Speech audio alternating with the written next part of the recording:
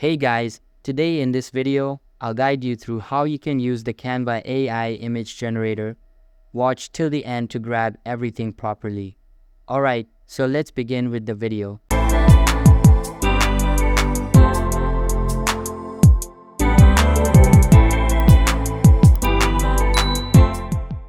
First things first, open any preferred browser and search for canva.com. Then, sign into your account and all of your recent projects will be displayed. Click on the Create New Design button at the top left corner and create a new canvas. Next, get to the left side menu and click on the Apps icon at the bottom. Inside it, scroll down a little bit and click on the Magic Media icon. If you can't find it here, then you can click on the search bar at the top and search for Magic Media.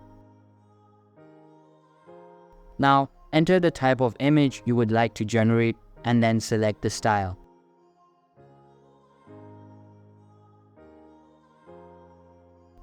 After that, click on Generate and wait for it to load. If you don't like the generated results, you can click on the Generate Again button.